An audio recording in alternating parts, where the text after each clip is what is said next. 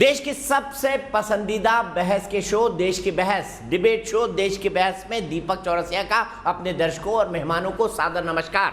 आप जानते हैं देश की बहस का डिबेट का इकलौता शो है जो अपने शो के अंदर दर्शकों को अपने घरों से जोड़ता है और अपने बड़े बड़े पैनलिस्टों के साथ, बड़े बड़े राजनेताओं के साथ, एक्सपर्ट्स के साथ, डॉक्टर्स के साथ सीधा संवाद कराता है। इसलिए देश का यह इकलौता और अनोखा शो है। यही नहीं, टॉपिक क्या हो, विषय क्या हो, किस पर आज बहस हो, इसके बारे में भी हम आपकी राय लेते हैं और जिस विषय को सबसे ज्यादा मत मिलते हैं उसी को अपनी डिबेट का मुख्य टॉपिक बनाते हैं। अब जल्दी देख लेते हैं आज हमने आपको कौन से 3 सवाल दिए थे और आपने किसको सबसे बड़ा टॉपिक बनाया है। जाहिर है ये कोरोना ही होगा, लेकिन कोरोना का कौन से पहलू को आज हम डिस्कस करेंगे। आज कोरोना को लेकर कई डेवलपमेंट हुए। राहुल गांधी ने प्रधानमंत्री को चिट्ठी लिखी तो सोनिया गांधी ने कहा कि सरकार पूरी तरह से नाकाम हुई है। सोनिया गांधी ने यह भी कहा कि सेंट्रल विस्टा प्रोजेक्ट जिसमें नए संसद भवन को बनाया जा रहा है वो एक गैर जरूरी खर्चा है।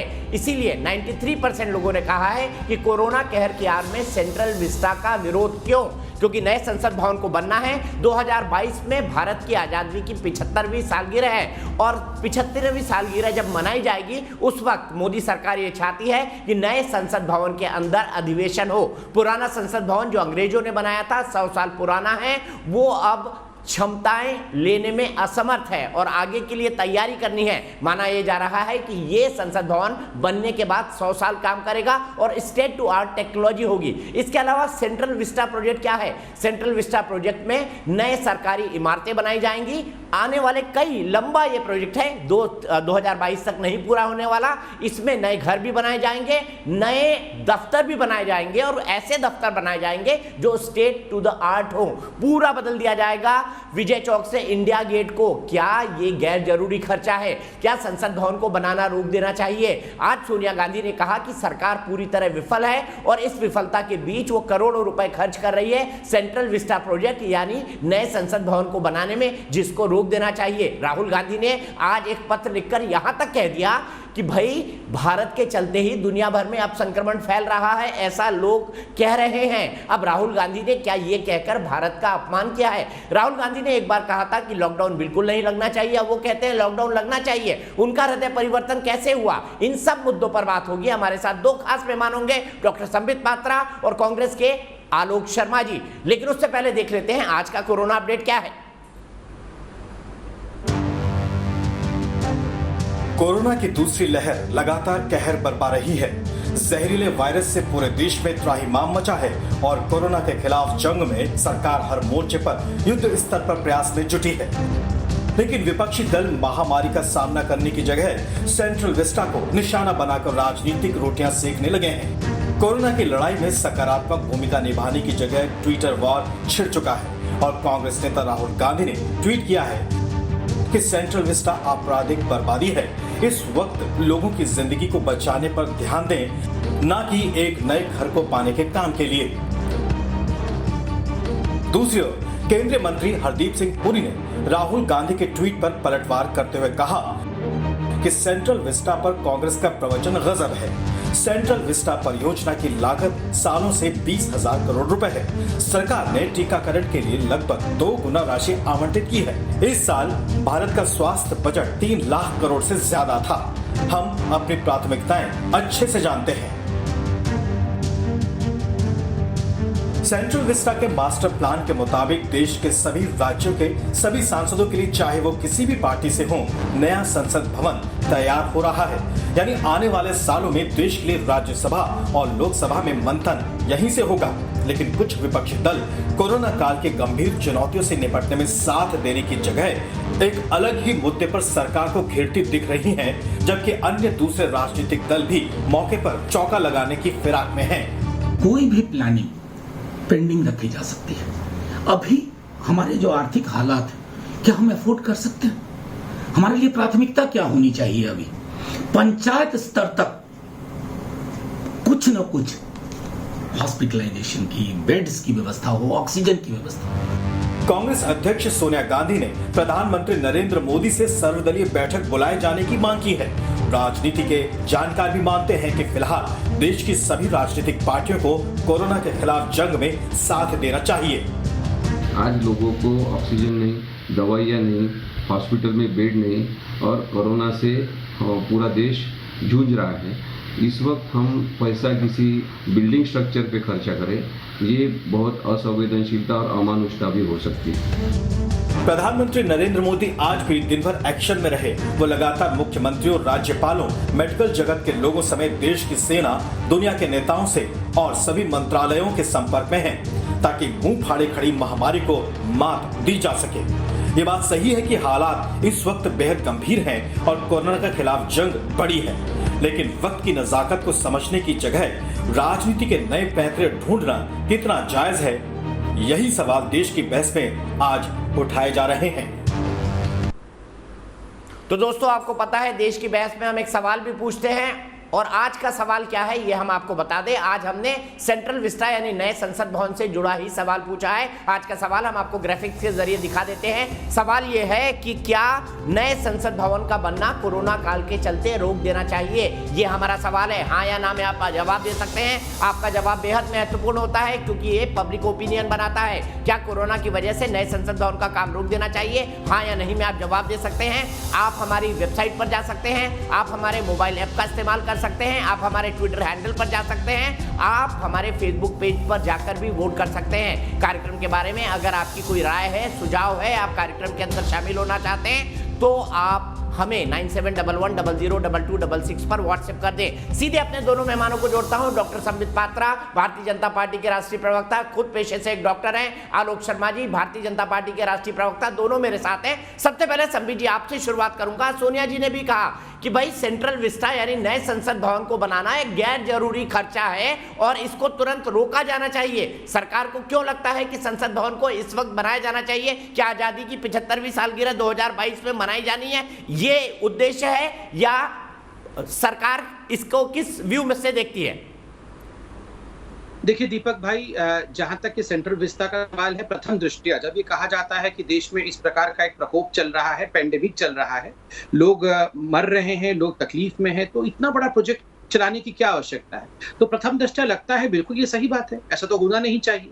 मगर मैं अब 6 पॉइंट्स में, जो आज हरदीप सिंह पुरी जो मंत्री हैं, उन्होंने 6 पॉइंट्स रखे, मैं उन 6 पॉइंट्स को एक्सप्लेन करूंगा ताकि आपके चैनल के माध्यम से लोग भी समझ सके कि हम बिल्कुल ऐसा नहीं है कि हम असंवेदनशील हैं, और तथ्यों को लोगों तक पहुंचाओ। पॉइंट नंबर 1, देखिए लोगों का कहना है कि जो कांग्रेस पार्टी है और कुछ लोगों का कहना है कि हम वो पैसे यहां खर्च कर सकते हैं पेंडेमिक के लिए जहां पैसे कम पड़ रहे हैं।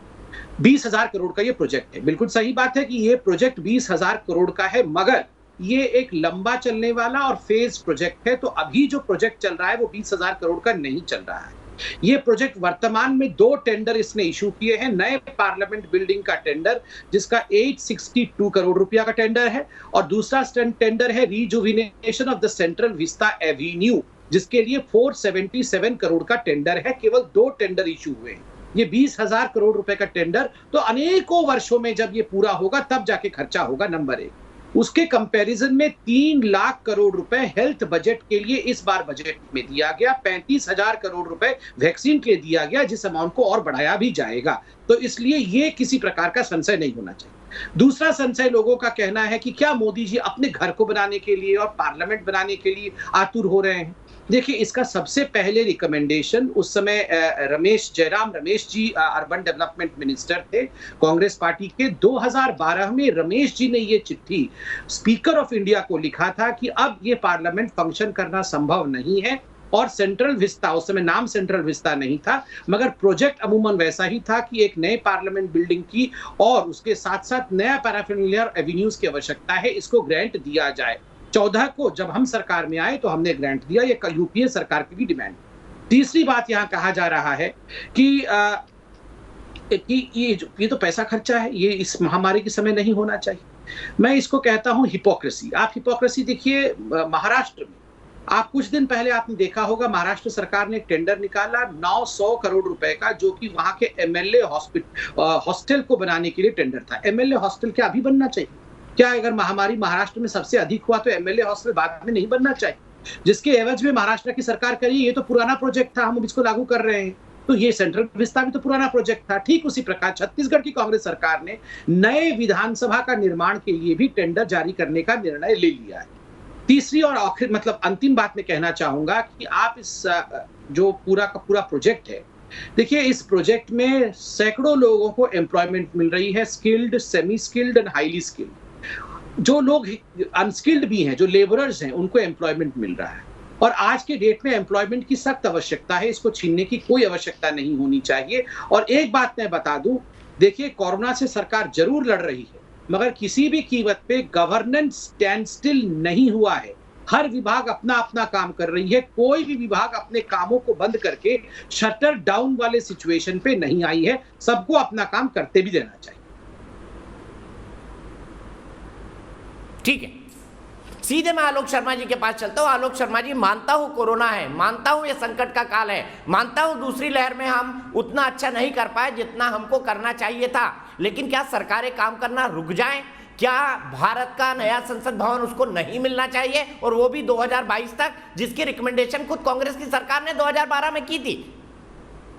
देखिए, मुझे लगता है दीपक जी, सबसे पहले तो 2022 का ही ठीकरा हमारे हरदीप पुरी साहब ने और संबित पात्रा जी ने फोड़ दिया। वो तो कह रहे हैं कई साल तक काम चलेगा, 2022 में तो पूरा होना ही नहीं है। अभी संबित जी ने कहा, पहली चीज। दूसरी चीज, संसद भवन बन जाएगा, सेंट्रल विस्टा कई साल तक चलेगा।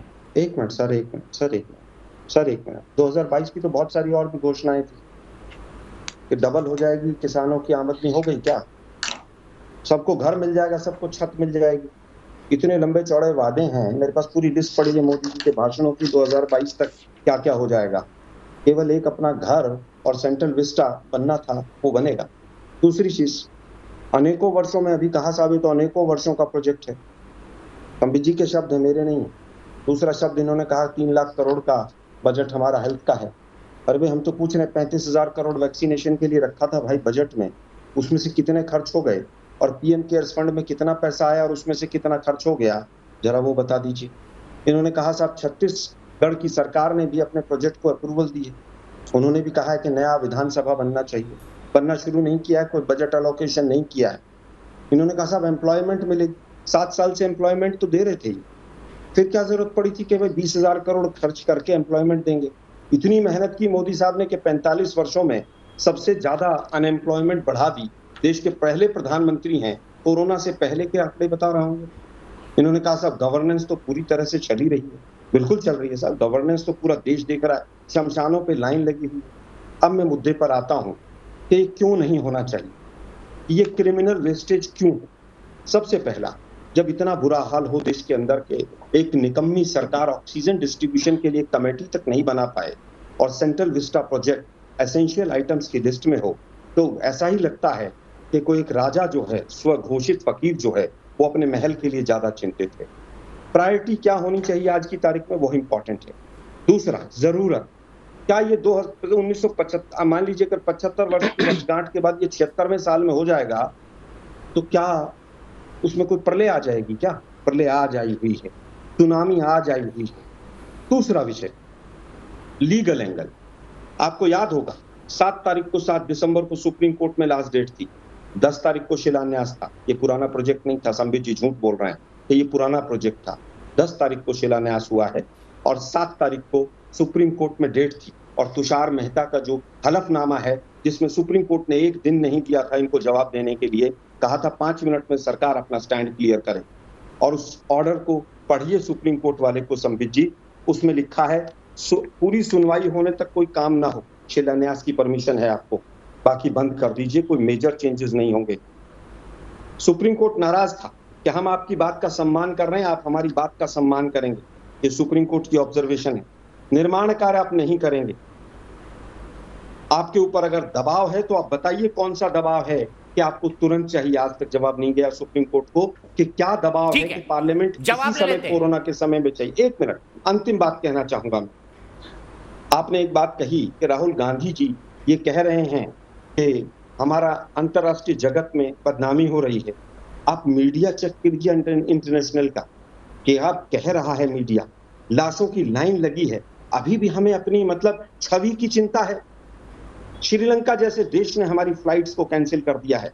1-1 महीने के लिए देश हमारी फ्लाइट को कैंसिल कर रहे हैं। क्यों कर रहे हैं? उनको डर है कि कहीं जो नया स्ट्रेन इंडिया में है वो वहां से वहां तक ना पहुंचे। ठीक है, क्या ये सच इस नहीं मुद्दे है? पर आएंगे आप, तब तक बिल्कुल इस हम- मुद्दे पर आएंगे। एक मिनट, आलोक जी, सुप्रीम कोर्ट बिल्कुल इस यही मुद्दे कह पर रहा है आएंगे। कि आप पहला सवाल शत्रुमुख की सेंट्रल तरह विस्ता वाला ले लेता हूं गर्दन आलोक कब जी तक से। छुपाए रहेंगे। मैं बिल्कुल वक्त दूंगा आपको, जी, ठीक है, मैं जवाब मैं ले जवाब लेता हूं। देता हूं। सुप्रीम कोर्ट आपको कह रहा है कि आप निर्माण नहीं कर सकते। फिर संबित पात्रा जी, निर्माण ये क्यों? ये आरोप मैं नहीं, आलोक शर्मा जी लगा रहे हैं। सुप्रीम कोर्ट में सुनवाई चल रही है। सुप्रीम कोर्ट ने इस प्रकार का कोई आदेश नहीं जारी किया है। अगर सुप्रीम कोर्ट ने आदेश जारी किया होता तो कोई भी निर्माण कार्य नहीं कर, बल्कि सुप्रीम कोर्ट में तो लोग गए थे ये भी कि शिलान्यास ना हो, उस पर भी रोक लग जानी चाहिए। प्रतिबंध सुप्रीम कोर्ट ने लगाया नहीं। इससे पहले भी कई लोग सुप्रीम कोर्ट गए थे, अभी भी विचाराधीन है और कोई भी सुप्रीम कोर्ट का अवमानना नहीं कर सकता है। आप भी जानते हैं, कंटेम्प्ट लग जाए। देखिए, करके जवाब देता हूं। पहले इन्होंने कहा मोदी जी ने तो 2022 तक बहुत सारे वादे पूरे किए थे। क्या सारे वादे पूरे हो गए जो विस्ता वाला वादा चल रहा है? वैसे तो इंदिरा गांधी से पहले नेहरू जी, उसके बाद राजीव गांधी, सोनिया जी, सभी कहते थे गरीबी हटा दो, गरीबी हटा दो। अगर वो वादे उसी जमाने से पूरे हो जाते तो अब तो आज तो कोई लड़ने की भी आवश्यकता नहीं होती, देश में ही शांति होती, हजारों हजार हॉस्पिटल होते, सब कुछ हो जाता। दूसरा, इन्होंने कहा कि अनेकों वर्षों तक तो ये प्रोजेक्ट चलेगा, तो 2022 तक का आपका जो वादा है वो झूठा है। देखिए, मैंने आपको कहा कि 2 विषयों का टेंडर हुआ है, केवल 2 सब प्रोजेक्ट्स का। ये प्रोजेक्ट 20,000 करोड़ का हो सकता है। उनमें से एक सब प्रोजेक्ट पार्लियामेंट बिल्डिंग का है जो कि 862 करोड़ का है और जिसका टेंडर हो चुका है। हाँ, 2 वर्षों में ये कंप्लीट होना है, तो हमारा विषय है पार्लियामेंट कंप्लीट हो जाएगा। तीसरा विषय है, आपने कहा कि 35,000 करोड़ रुपया का किया हुआ, पीएम केयर्स फंड का क्या हुआ? पीएम केयर फंड को भी लेके सुप्रीम कोर्ट गए थे। आप याद करिए, सुप्रीम कोर्ट ने भी उसमें सुनवाई की थी और इसका तो ऑडिट होता है। अभी भी आप देखिए किस प्रकार पीएम केयर फंड के माध्यम से वेंटिलेटर भेजे गए छत्तीसगढ़, मगर 250 वेंटिलेटर वहां धूल खा रहे थे। मुझे लगता है इतना डिबेट करने से अच्छा है कि वो धूल हटा करके वेंटिलेटर का इस्तेमाल करे छत्तीसगढ़। अभी अनएम्प्लॉयमेंट और गवर्नेंस के ऊपर बहुत कुछ कहा गया। देखिए, मुझे लगता है स्पेसिफिसिटी के ऊपर कहा जाए। हमारी सरकार एम्प्लॉयमेंट नहीं दे पा रही है, दे पा रही है, गवर्नेंस कर पा रही है, नहीं कर पा रही है, इसका जवाब तो जनता देगी। मगर अगर एम्प्लॉयमेंट मिल रहा है या नहीं मिल रहा है, इस पर हम डिबेट करें। सेंट्रल विस्ता में एम्प्लॉयमेंट मिल रहा है और इस कारण से ये कंटिन्यू होता रहना चाहिए। तीसरी बात, इन्होंने कहा कि महल में मोदी अपने महल के लिए बना रहे हैं। नहीं, हमेशा के लिए कोई भी ना तो पीएम हाउस में और ना ही पार्लियामेंट में रहने वाला है। उसी पार्लियामेंट में कांग्रेस के भी अगर सांसद चुन के आएंगे तो वो भी बैठेंगे और ये किसी का महल नहीं है। याद रखिए, हम लोग अपने लिए कुछ नहीं कर रहे हैं। ये जो भी प्रॉपर्टी है, ये देश, हम नेशनल हेराल्ड नहीं बनाते। हमारे पास कोई महल नहीं है नेशनल हेराल्ड के नाम पे कि हर शहर का सबसे बड़ा बिल्डिंग जो होगा वो हमारे परिवार के नाम पे होगा। ये जो भी है, ये जो भी आप देख रहे हैं, ये सब कुछ जनता का है, ये जनार्दन का है, कांग्रेस का भी है, समाजवादी पार्टी का भी है। और अंत में इन्होंने कहा कि लीगल एंगल में आप बिल्कुल विजिट करिए live law bar and bench और देख लीजिए, सुप्रीम कोर्ट ने अभी तक किसी प्रकार की रोक नहीं लगाई है, नहीं लगाई। मैं उत्तर देता हूं एक एक पॉइंट का। सबसे पहले ठीक है, मैं सीधे से आलोक शुरू जी कर के पास लेते हैं। जाता हूं। आलोक जी, अगर संसद भवन बन रहा है, अगर सेंट्रल विस्टा प्रोजेक्ट बन रहा है, अगर ये नई बिल्डिंग बन रही है तो ये तो देश की है ना। प्रधानमंत्री का नया देखिए, निवास मुझे बन रहा है लगता तो ये भी देश का है ना। हमेशा के लिए प्रधानमंत्री थोड़ी बैठेंगे उसके अंदर। और अगर देश को नया संसद भवन मिल रहा है आजादी के 75वीं सालगिरह में, तो गलत क्या है? मिलना चाहिए, क्योंकि पुराना संसद भवन बोझ लेने में असक्षम है। अब देखिए, मुझे लगता है बोझ लेने में अक्षम है। सुप्रीम कोर्ट में इसका अभी तक जवाब नहीं गया, क्यों अक्षम है। 75 साल जो संसद भवन काम कर सकता है, वो 2 साल या 1 साल 3 साल कोरोना के टाइम में क्यों नहीं रुक सकता है? इसका उत्तर किसी के पास है? नहीं है। दूसरी चीज, सुप्रीम कोर्ट की बात है, तुषार मेहता का एफिडेविट पढ़िए, उसमें साफ लिखा हुआ। सुप्रीम कोर्ट की सारी जो ऑब्जर्वेशंस पॉइंट फॉर्म में है, उनको पढ़िए, क्या लिखा है उसके अंदर। यहाँ तक लिखा है कि आप हमारा सम्मान, हम आपकी बात का सम्मान कर रहे हैं, शिलान्यास करने दे रहे हैं, आप डेवलपमेंट के काम को नहीं करेंगे। ये ऑर्डर अभी तक पूरा फ्रेम नहीं हुआ है, लेकिन उसमें साफ लिखा हुआ, इसको पढ़िएगा जरा ध्यान से। दूसरी चीज, इन्होंने कहा गरीबी हटाओ। हमारे समय में गरीबियां हटी, चाहे वो नेहरू जी का टाइम हो, चाहे इंदिरा जी का टाइम हो। और आज भी जिन हॉस्पिटल्स में इलाज हो रहा है, वो सब कांग्रेस के मैक्सिमम बनाए हुए। देश की राजधानी में ना केजरीवाल ना मोदी ने एक हॉस्पिटल नहीं बनाया। दूसरी चीज, इन्होंने कहा गरीबी हटाओ। अरे भाई, गरीबी हटाने की तो बात दूर थी। मोदी साहब ने 7 साल में 12 करोड़ लोग गरीबी रेखा के नीचे पहुंचा दिए हैं। ये पहले प्रधानमंत्री हैं। गरीबी रेखा की बात कर रहे हैं आप, गरीबी की बात कर रहे हैं, जाके पूछिए गरीबों से क्या हाल है उनका आज। दूसरी चीज, पीएम केयर्स फंड की इन्होंने कहा ऑडिट है। क्या सीएजी ऑडिट कर सकता है पीएम केयर्स फंड का? अरे देश का जो चिन्ह है हमारा 3-4 शेर का जो है, उसके अंदर भी उसको लगाकर आप लोगों ने विदेशों से सहायता मांगी और उसका सीएजी ऑडिट नहीं कर सकता। ये पहली बार हुआ है। आप बताइए कि प्रधानमंत्री के नाम से डोनेशन मांगी जा रही है, देश का हमारा जो चिन्ह है उसको, एल्बम जो है उसको लगा करके डोनेशन मांगी जा रही है, लेकिन सीएजी ऑडिट नहीं कर सकता। सुप्रीम कोर्ट किस तरह के फैसले करता है वो पूरा देश देख रहा है आज की तरफ। दूसरी बात इन्होंने वेंटिलेटर्स की कही, ऐसे ऐसे लोगों को वेंटिलेटर के ठेके दिए गए जिन लोगों ने कभी कहीं पर भी एक ऑक्सीमीटर नहीं बनाया है। आज भी महाराष्ट्र गवर्नमेंट में नासिक के हॉस्पिटल में 168 वेंटिलेटर धूल चाट रहे हैं। वो इसलिए चाट रहे हैं कि डॉक्टर्स कह रहे हैं कि अगर ये लगा दिया तो पेशेंट का मरना तय है। आपने ऐसे ऐसे अपने हमारे दो लोगों को इस तरह के आप लोगों ने वहां पर टेंडर दिए। दूसरी चीज इन्होंने कहा साहब ये तो सबका होगा, वो जो 7 मंजिला इमारत आपने 5 स्टार होटल अपने उसके लिए बनाया है ना ऑफिस के लिए, आज सुब्रमण्यम स्वामी साहब ने कहा है कि नोटबंदी का जो सारा पैसा है वो जो तमाम ऑफिस में लगा है। आज उन्होंने एक बात कही है, सुब्रमण्यम स्वामी जी का ट्वीट पढ़िए कि बीजेपी को चाहिए कि अपना जो ऑफिस नया बनाया है उसके लिए उसको कोरोना के लिए खोल दे। क्या खोल देगी बीजेपी? नहीं खोलेगी।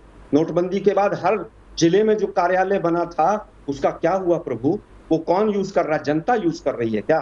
मुझे लगता है कि देश की जनता अब समझ गई है कि कितना निष्ठुर प्राणी है ये व्यक्ति। इसको कोई मतलब नहीं, इसको किसी दुनिया जहान से कोई मतलब नहीं है। इसका एक उदाहरण है दीपक जी, कोरोना के टाइम में जो प्रधानमंत्री 9,000 करोड़ के जहाज में बैठकर चलता हो और 3 करोड़ रुपए आलोक जी थोड़ा संक्षेप में रखते, मैं दोनों को पूरा वक्त दे रहा हूँ, एक एक करके पॉइंट रखते हैं, इसका जवाब ले लेते हैं, फिर मैं आपके पास आता हूँ। संबित पात्रा जी, उससे पहले मैं 2 ट्वीट पढ़ के बताना चाहता हूँ राहुल गांधी जी के। आलोक जी प्लीज, आलोक जी मुझे पता है आप दोनों आधे घंटे के लिए जुड़े हुए हैं, एक एक आर्गुमेंट करें बेहतर रहेगा। राहुल गांधी के 2 ट्वीट देखता हूँ।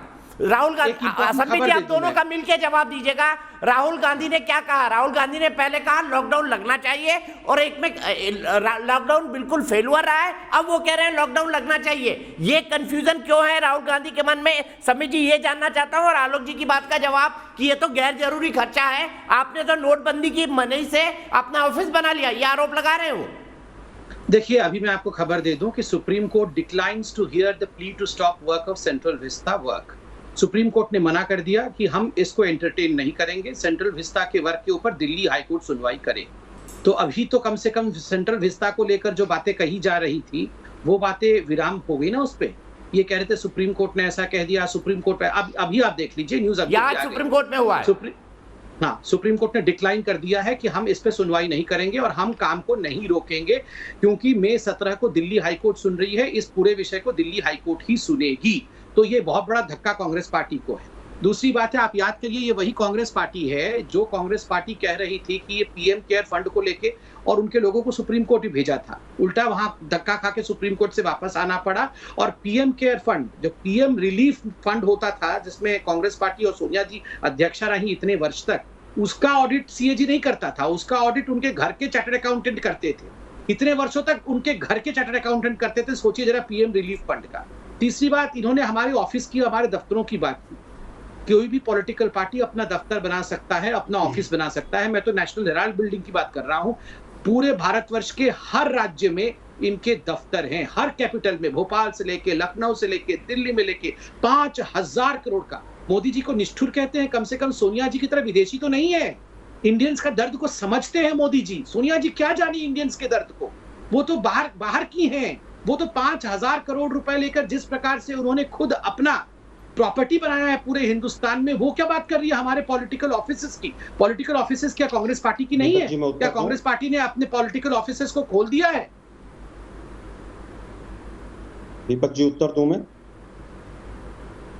ठीक है आलोक जी, बिल्कुल आप जवाब दीजिए, लेकिन मैं एक सप्लीमेंट्री सवाल आपसे पूछना चाहता हूं। आपने राहुल गांधी के पत्र का उल्लेख किया था, उन्होंने कहा है भारत के कारण कोरोना फैल रहा है। अरे भाई, कोरोना चीन ने फैलाया पूरी दुनिया में कि भारत फैला रहा है?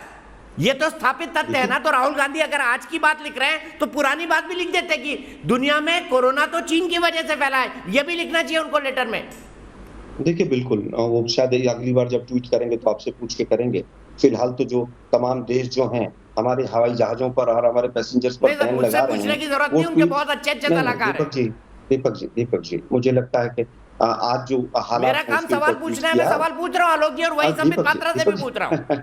दीपक जी चिंता नहीं करें, मैं आपके सवाल का उत्तर दे रहा हूँ। पीएम केयर्स फंड का सीएजी ऑडिट करता था, कौन कहता नहीं करता? बताइए जरा कौन करता था, नहीं करता?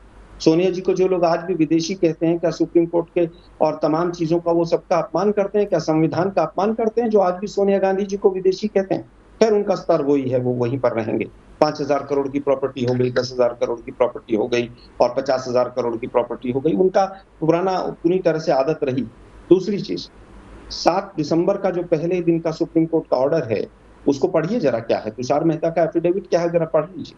अब देश जान गया कि सुप्रीम कोर्ट और हाई कोर्ट्स को भी इन्होंने आपस में लड़ा दिया। एक दिन सुप्रीम कोर्ट कोई निर्णय देता है, दूसरे दिन हाई कोर्ट कोई निर्णय देता है, फिर हाई कोर्ट के खिलाफ सुप्रीम कोर्ट चले जाते हैं, सुप्रीम कोर्ट के खिलाफ हाई कोर्ट चले जाते हैं। पता नहीं क्या क्या हो रहा है जुडिशरी में भी, वो पूरा देश देख रहा है। लेकिन क्या आज जो हालात हैं देश के, उसके लिए भी सोनिया गांधी जी को जिम्मेदार ठहराएंगे? आज जो हालात देश के हैं कि आप ऑक्सीजन भी नहीं दे पा रहे हैं लोगों को और आपको सेंट्रल विस्टा प्रोजेक्ट ज्यादा इंपॉर्टेंट लग रहा है, क्या वो make in India, startup India, stand up India, bat up India, let up India, उन सब से रोजगार नहीं मिला था क्या इस देश को? वो सब फेक थे क्या? नेशनल स्किल डेवलपमेंट प्रोग्राम भाइयों बहनों मित्रों इतना बड़ा शुरू कर दिया है मैंने, उसका क्या हुआ भाई? कहां चला गया वो?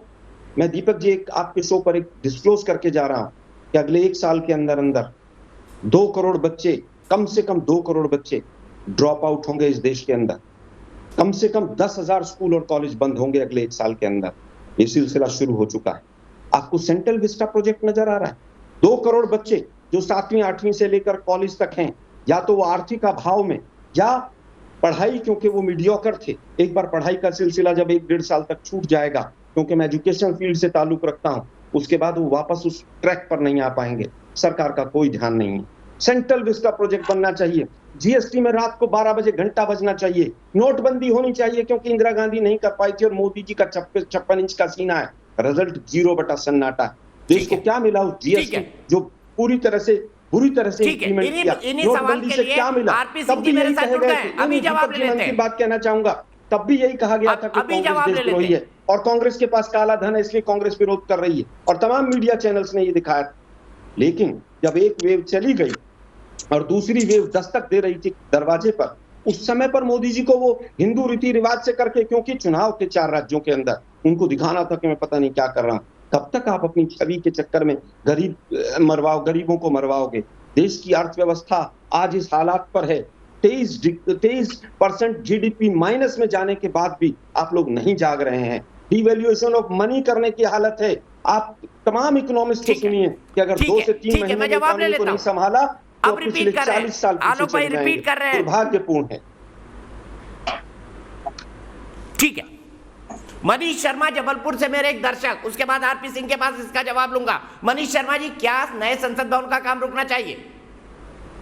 जी, मैं आपको बताना चाहूंगा कि इसकी आवश्यकता भविष्य में जरूर पड़ेगी संसद भवन की, क्योंकि वर्ष 2001 में 84वें संविधान संशोधन के द्वारा ये कहा गया था कि 25 साल तक नए सांसदों की संख्या नहीं बढ़ाई जाएगी, यानी 2026 के बाद संख्या बढ़ानी पड़ेगी। एक संवैधानिक प्रावधान है कि जनसंख्या के आधार पर सांसदों की संख्या होनी चाहिए और वर्तमान स्थिति यह है कि लगभग 400 संख्या बढ़नी चाहिए, यानी करीब 900 सांसद हो जाने चाहिए थे, तब कहीं जाके जनहित की बातें होंगी। हाँ, एक मैं सुझाव देना चाहूंगा केंद्र सरकार को कि वर्तमान परिदृश्य को देखते हुए एक कैबिनेट स्तर की समिति बनाए और वो इस बात पर निर्णय ले कि क्या वास्तव में अभी सेंट्रल विस्टा की आवश्यकता है या कुछ समय के लिए इसको पोस्टपोन किया जा सकता है। क्योंकि अभी जो दूसरी लहर आई थी और जिस तरीके से केंद्र सरकार की दूरदर्शिता नजर नहीं आई, तो हो सकता है इस विषय में भी उनकी दूरदर्शिता सही काम न करे। इसलिए आवश्यक है कि एक कैबिनेट स्तर की बैठक हो और वो निर्णय ले सेंट्रल विस्टा पर कि अभी वर्तमान में जनहित में इसके निर्माण की आवश्यकता है या हम थोड़ा आगे 1 साल 2 साल 3 साल आगे बढ़ा सकते हैं। ठीक है, ठीक है, ठीक है। मनीष शर्मा जी, आपने 2 टूक बात कही, अच्छी बात कही, आपका विचार है, मैं आपके विचार का सम्मान करता हूं। सीधे आरपी सिंह के पास चलता हूं। आरपी सिंह, आप पर आरोप यह लग रहा है कि आप एक तरफ सेंट्रल विस्टा प्रोजेक्ट बनाने में व्यस्त है और दूसरी जब कोरोना की दूसरी लहर दस्तक दे रही थी, तब भारतीय जनता पार्टी पश्चिम बंगाल के अंदर चुनाव प्रचार में व्यस्त थी। ये आरोप तो आप पर लग रहा है और यही कांग्रेस पार्टी आप पर लगा रही है और यही कई सारे लोग भी कह रहे हैं आपको। कैसे डिफेंड करेंगे इसको? दीपक जी, पहले तो हम समझे कि सेंट्रल विस्टा प्रोजेक्ट अभी जो मुझसे पहले संबित क्या करके कुल मिलाकर 1300 करोड़ रुपए का मामला है। ये नहीं कि 20,000 करोड़ का मामला जिस प्रकार से प्रोजेक्ट किया जाए। 20,000 करोड़ अगले कई सालों में खर्च होने। अभी जो इमीडिएट अगले 3 साल का मामला है, जो अगले 2 साल में है, वो 1300 करोड़ का कुल मामला है। दूसरी बात, अभी संबित ने बताया कि 900 करोड़ का तो अभी महाराष्ट्र सरकार ने अपने एमएलए होसर का टेंडर कर, मैं टेंडर की कॉपी आपको भेज दूंगा जी। वो लगभग 3,500 करोड़ का वहां पर असेंबली का प्रावधान कर रहे हैं वहां पर छत्तीसगढ़ में।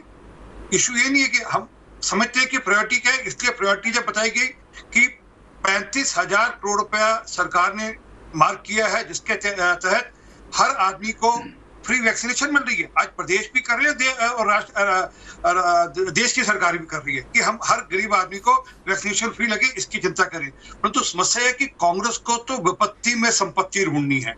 उनको तो कोई मौका मिलना चाहिए, किसी प्रकार से भी हमने देश का विरोध करना है। आज जो चिट्ठी जिसका जिक्र आप अभी कर रहे थे, ये कोई समय है हम भी कह सकते हैं कि देश में आज कोरोना फैला तो महाराष्ट्र के कारण से फैला पड़ा, ऐसी बात तो नहीं है। हम कह रहे, हम तो कह रहे नहीं भी एक पूरी देश की विपत्ति है, परंतु नहीं, राहुल गांधी तो चिट्ठी सर्कुलेट कर रहे हैं कि नहीं पूरी दुनिया में इस समय कोरोना फैल रहा है तो भारत के कारण से फैल रहा है। अफसोस है कि इनको हर देश की विपत्ति में अपनी संपत्ति खोजनी है। वो चाहे हम जब अटैक करते हैं पाकिस्तान पे, सर्जिकल अटैक करते हैं तो प्रश्न उठाते हैं, कहते हैं नहीं सर्जिकल अटैक आपने किया ही नहीं। चाहे हम देश में कुछ और काम करते हैं तो उस पर भी प्रश्न उठाएंगे। जब ये नहीं बताएंगे कि देश में मोदी जी ने पिछले 7 साल में, अभी मैं सुन रहा था लोग जी रहते, मैं जवाब देता हूं उनको, 7 साल में मोदी जी ने हर गरीब आदमी का जन खाता खुलवा दिया। ये आपकी जानकारी के लिए, हर आज 10 करोड़ परिवार मतलब 50 करोड़ लोगों को आयुष्मान भारत के अंतर्गत 5 लाख रुपए की, और ये कोरोना काल में भी वो कोरोना के लिए भी वो लाभदायक हो रहा है कि 5 लाख तक की आपको सुविधा हॉस्पिटल में जाकर करा सकते हैं। ये भी सुविधा हो रही है। हाँ, हम मानते हैं कि आपदा बड़ी है, उस आपदा को मिलकर लड़ने की जरूरत है। और मैं चाहूंगा सापरा साहब बैठे, ये आपदा के समय तू मैं का समय नहीं है। अगर मैं 10 चीजें लेकर आपकी करूंगा अच्छा नहीं लगेगा अभी, क्योंकि लोग की कह गए कि भाजपा का कारण। भैया जवाहर भवन तो आपने बहुत पहले बनाया था, खोल दो ना जवाहर भवन। नेशनल हेल्थ के जितने ऑफिसर्स हैं खोल दो। कोई आपके पास जितनी प्रॉपर्टी कांग्रेस को चाहिए प्रॉपर्टी देश में किसी पार्टी के पास नहीं है, सारी प्रॉपर्टीज खोल दो। परंतु उसके लिए इतने सालों में हमको इंफ्रास्ट्रक्चर भी बनाना था, हमको नए कॉलेजेस बनाने थे, नए हमको नए मेडिकल कॉलेजेस बनाने थे। कुल मिलाकर 179 बनाए थे, हमने 279 बनाए। 8,000 जन औषधि केंद्र खोले जिसमें गरीब आदमी को, मैंने अपनी खुद की दवाई ली कोरोना की, कुल मिलाकर 285 रुपए में, बाहर मिलती है वही 900 रुपए में। ये किया मोदी जी ने और 8,000 खोले और अभी संख्या बढ़ रही है दिन ब दिन, एक दिन में संख्या बढ़ी जन औषधि केंद्र की। तो इन सब में क्या कि इनको दिखेगा नहीं, वो कह रहे न्याय कर दो। अरे भैया गरीब किसान को आज पैसा जा रहा है, उसको लेकर बात ही करेंगे, आप न्याय की बात करते हो। अरे आपकी सरकारों में कहाँ आपने न्याय कर दिया? आप कर लो, कौन मना कर? आपका हाथ पकड़ा किसी ने करने से? आप करो, कौन रोक रहा है? आप जन कल्याण में 10 काम करो, कौन कर रहा है? परंतु वो करेंगे नहीं। ठीक है, मैं सवाल का जवाब लेता हूं। मैं एक बात छोटी बात कहकर समाप्त। इनको हर विपत्ति में अपनी कांग्रेस को अपनी संपत्ति ढूंढनी है। वो सोनिया गांधी आरपी भाई अगले बार में आप आ जाना, अगले बार में एक और छोटी बात कह देना। चरण सिंह सापरा साहब के पास चलता हूं। चरण सिंह सापरा साहब, आप महाराष्ट्र से आते हैं, 900 करोड़ रुपए का आप नया विधानसभा बना रहे हैं, क्या वो गैर फिजूल, क्या वो फालतू खर्चा नहीं है? माफ कीजिएगा, एमएलए हॉस्टल बना रहे हैं। दूसरा ये कि आप पर यह आरोप लग रहा है कि आप सरकार पर अभी हमले कर रहे हैं, सरकार का साथ देने के अलावा सब साथ मिलकर नहीं चल रहे। तो ऐसा लग रहा है कि आपदा में कांग्रेस पार्टी राजनीति का अवसर ढूंढ रही है। देखिए, भारतीय जनता पार्टी के प्रवक्ता गोल पोस्ट चेंज करने का प्रयास कर रहे हैं और दिशा भूल करने का प्रयास कर रहे हैं। कुल बात जो देश में माहौल है उस पर मैं ये कहना चाहूंगा कि वो आया था अंधेरे खत्म करने के वादे के साथ। क्या पता था कि चिताएं जलाकर 1000 लोगों की चिताएं जल रही हैं, 4 लाख से ज्यादा लोग संक्रमित हो रहे हैं देश के अंदर। हम देख रहे हैं कि ऑक्सीजन नहीं होने से दिल्ली में, मेरठ में, रोडकिला में या और कई शहरों के अंदर लोगों की मौतें हो रही हैं। आज पूरे देश के अंदर खौफ ही खौफ है, मातम का माहौल है, लोग सड़कों पर गिड़गिड़ा रहे हैं। और नरेंद्र मोदी जी की सरकार को ये सेंट्रल विस्ता प्रोजेक्ट की पड़ी हुई है। सवाल ये है कि इस सरकार की प्राथमिकताएं क्या है? इस सरकार की प्राथमिकताएं होती हैं नमस्ते ट्रम्प, इस सरकार की प्राथमिकता 5 राज्यों के चुनाव, इस सरकार की प्राथमिकता सेंट्रल विस्ता, इस सरकार की प्राथमिकता है आईपीएल टूर्नामेंट। ये इनकी प्राथमिकता है। इनकी प्राथमिकता ऑक्सीजन उपलब्ध कराना नहीं है, जबकि सरकार की ही task force national task force ने और इनकी तमाम सारी जितनी भी इनकी गाइडिंग एजेंसियां हैं जो कोरोना के तहत केंद्र सरकार को मदद कर रही हैं, सब ने करीबन 8-9 महीने पहले कहा था कि सेकंड वेव आएगी, हमें उसके लिए पर्याप्त तैयारी करनी चाहिए, हमें दवाइयां, ऑक्सीजन, ये सारी तैयारी करनी चाहिए। क्यों नजरअंदाज किया नरेंद्र मोदी जी की सरकार ने? आज किस तरह से मौतें हो रही हैं। आज उत्तर प्रदेश के अंदर पशुओं के लिए 700 हेल्थ डेस्क बन जाते हैं, वहां पर थर्मोमीटर, थर्मोकेयर और ये थर्मल केयर और तमाम सारी चीजें उपलब्ध है, ऑक्सीमीटर उनके लिए उपलब्ध है, लेकिन मनुष्यों के लिए कुछ उपलब्ध नहीं है। मनुष्यों की लाशें वहां पर बिछ रही है, मनुष्य जो है वो गिड़गिड़ा रहा है, वहां पर तड़प रहा है। इस तरह की परिस्थिति जब देश में होगी तो निश्चित रूप से सवाल पूछे जाएंगे। ये विपक्ष का दायित्व है। आपकी प्राथमिकता है कोरोना नहीं, आपकी प्राथमिकता सेंट्रल विस्टा है। और दूसरा आप पर यह आरोप कि भाई आप लोगों ने दूसरी लहर को गेस करने में बिल्कुल गलती की, ये आरोप लगा रहे हैं चरण सिंह सापरा साहब आप पर। कम से कम 20 कम्युनिकेशन की होंगी हर राज्य सरकार को, वो लिखित गई, मौखिक गई, वीडियो कॉन्फ्रेंस के थ्रू गई, 20 मैसेजेस गए होंगे अलग अलग ढंग से, अलग अलग टाइप से, और लगातार गए ये कहते हुए कि तैयारियां करो अपने आप को। और उसमें मैं सब सरकारों को कह रहा हूं, मतलब ये नहीं कि बीजेपी या कांग्रेस की, मैंने कहा ना, परंतु कांग्रेस को तो हर बात पर अपने लिए कोई लाभ ढूंढना है, उनको तो मौका मिलना चाहिए।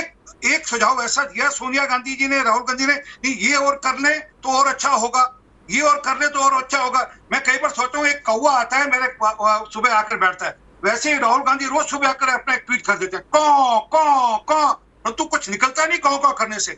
सर निकलेगा जब आप कोई कंस्ट्रक्टिव सजेशन देंगे। आप रोज आकर कौ कौ करे, ट्वीट करे से फर्क पड़ने वाले, देश समझ रहे हैं कि आप राजनीति कर रहे हो। आपका एक कंस्ट्रक्टिव सजेशन हम सरकार मान्य करेगी, मैं आज कह रहा हूँ। और ये समय लड़ाई का नहीं है, ये समय है मिलकर एक साथ राज्य सरकारें और देश की सरकार एक साथ मिलकर इस समय हम कोरोना से लड़ाई लड़े, राजनीतिक लड़ाई ना लड़े। राजनीतिक लड़ाई लड़ने का मौका मिलेगा भी, और 2 साल बाद मिलेगा आपको ना, 2024 में लड़ना जितनी राजनीतिक लड़ाई लड़नी है आपने।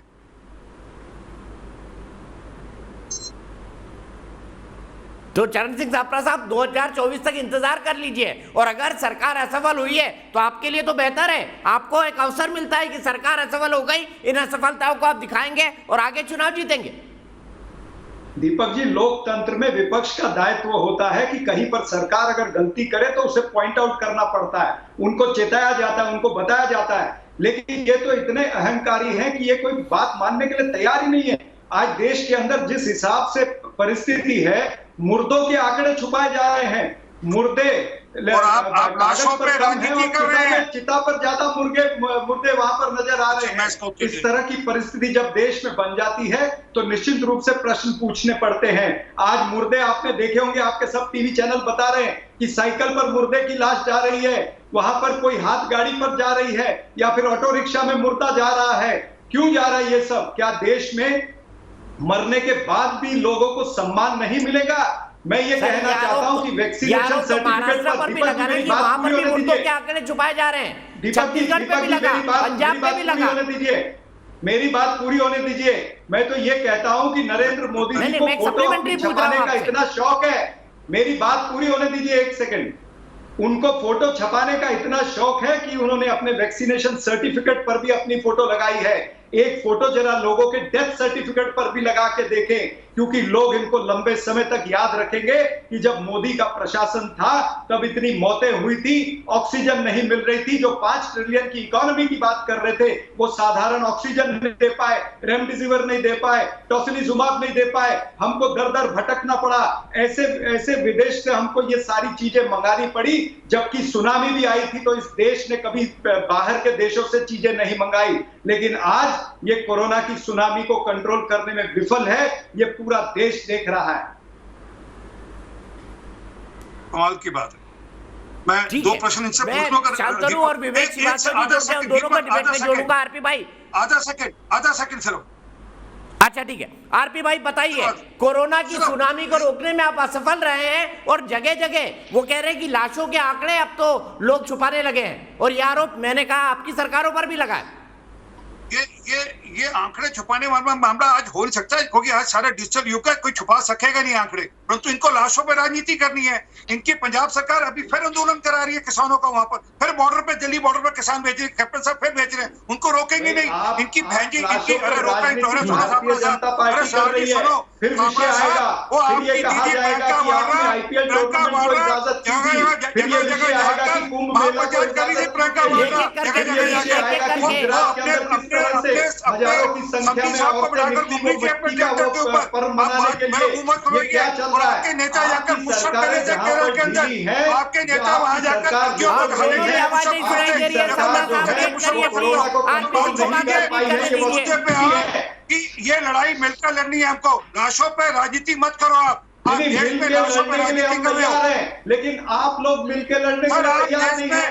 डॉक्टर मनमोहन सिंह ने अगर एक पत्र लिखा, अगर एक सुझाव दिया, तो हर्षवर्धन किस तरह से छलांग लगा कर उन पर कूद पड़े। आप लोगों को अगर कोई सम्मानजनक आप लोगों को बताता भी है, तो वो इस सरकार को सुनना नहीं है। आपके सब मंत्री निकल करके आ जाते हैं। डॉक्टर मनमोहन सिंह ने इतना अच्छा सुझाव दिया था, तो हर्षवर्धन किस तरह से थोड़ा इंतजार कर लीजिए, आरपी का वक्त है। एक नया अस्पताल नहीं खोला आपने, ऑल इंडिया मेडिकल, हमने 14 खोले हैं, 279 मेडिकल कॉलेज बनाए हैं, अभी सुना है 8000 नए जनौषधि केंद्र खोले।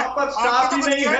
बिहार के अंदर आपने हॉस्पिटल बनाए, लेकिन बिहार के अंदर जो हॉस्पिटल बने हैं 5 स्टार हॉस्पिटल, उसमें वहां पर डॉक्टर नहीं है, पैरामेडिकल स्टाफ नहीं है। बिहार में आपकी सरकार है। अच्छा ठीक है, ये बहस चलती रहेगी। आरपी भाई आप भी रुके और चरण सिंह साहब आप भी रुके।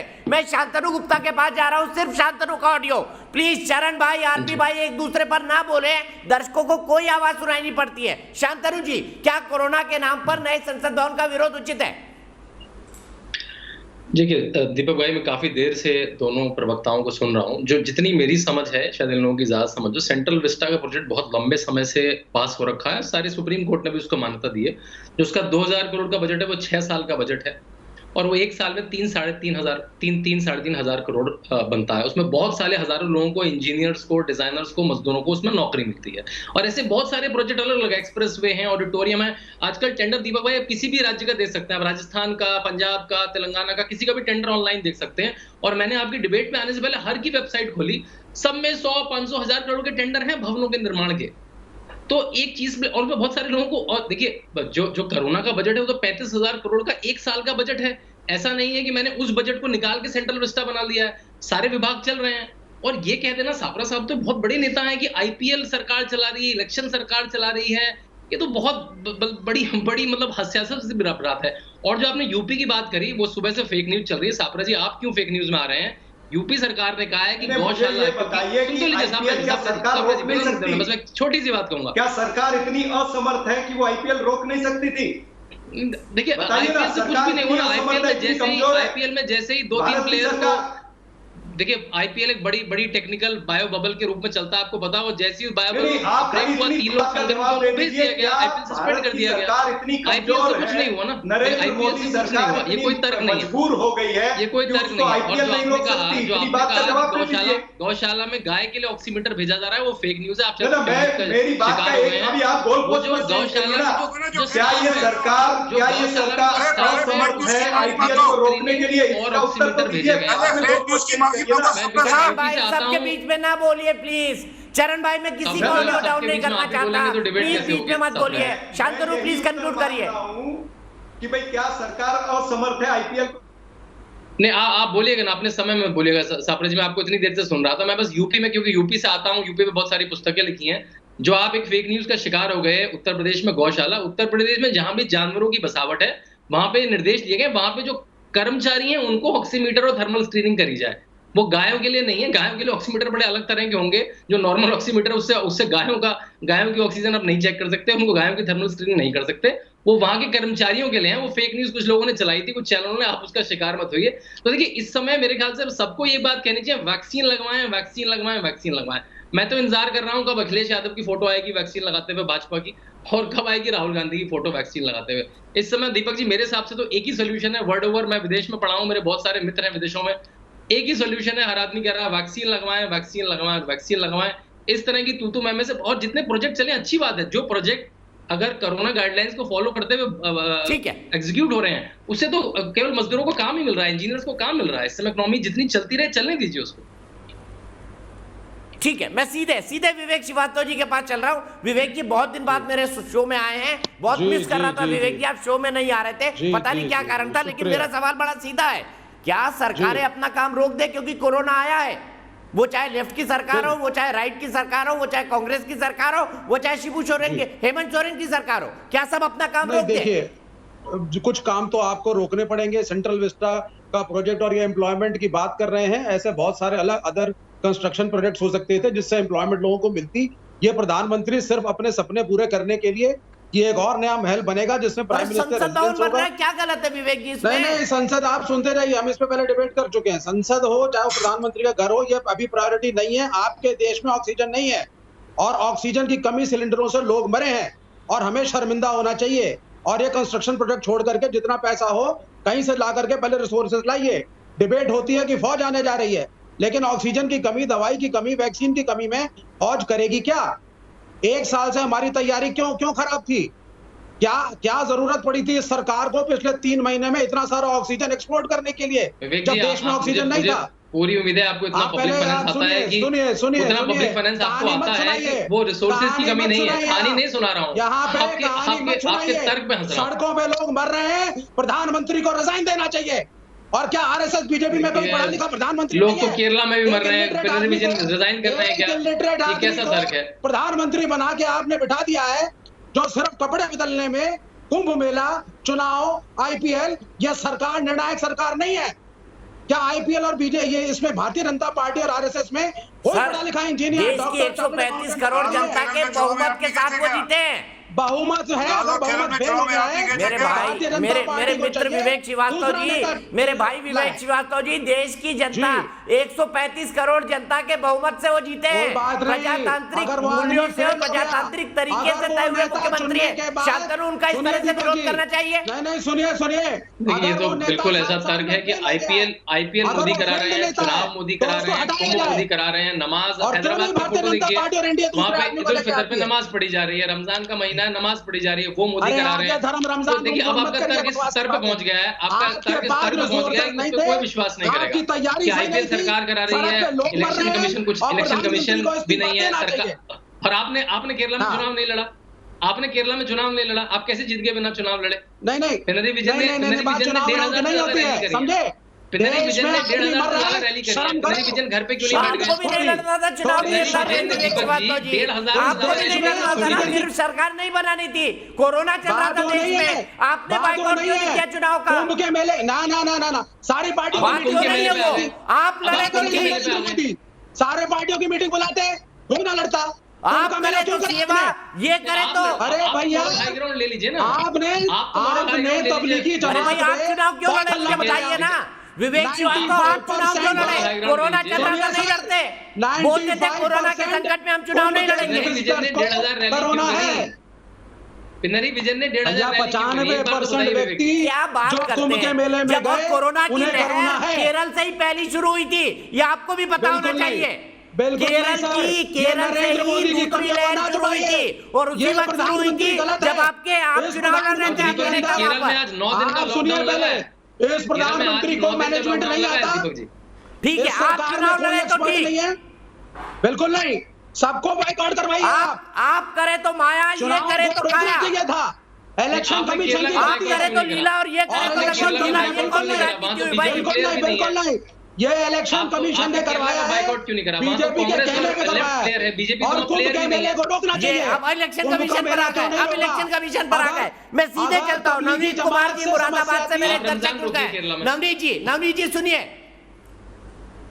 नवनीत जी सुनिए, विवेक भाई सुनिए। नवनीत कुमार जी, लेफ्ट की पार्टीज का बड़ा ऑब्जेक्शन है कि चुनाव क्यों हो गए, उनने भी चुनाव जीता केरल में, उसी वक्त दूसरी लहर आई थी। क्या आपको नहीं लगता कि अगर ये इतना आलोचना कर रहे हैं सरकार की, तो इनको तो केरल में चुनाव लड़ना ही नहीं चाहिए था और ये कहना था कोरोना चल रहा है तब तक चुनाव नहीं होने चाहिए?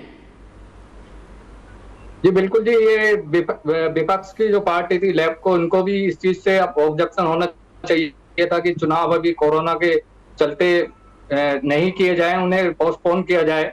और सबसे पहले देश को जो कोरोना है उससे लड़ने के लिए जो भी ऑक्सीजन, जो दवाइयां हैं, उनके लिए अपना अरेंज करना चाहिए था। और चुनाव भी एक रीजन रहा है इस टाइम पे कि जो हमारा देश सफर कर रहा है इस चीज पे। देश में डेली 4 लाख केसेज आ रहे हैं कोरोना के, और उसके अगेंस्ट लगभग 3-4 हजार की डेथ हो रही है। तो उसके लिए चुनाव आपको हमें पोस्टपोन करना चाहिए था, वो चीज हमें अपने ध्यान में रख के आगे करना चाहिए था।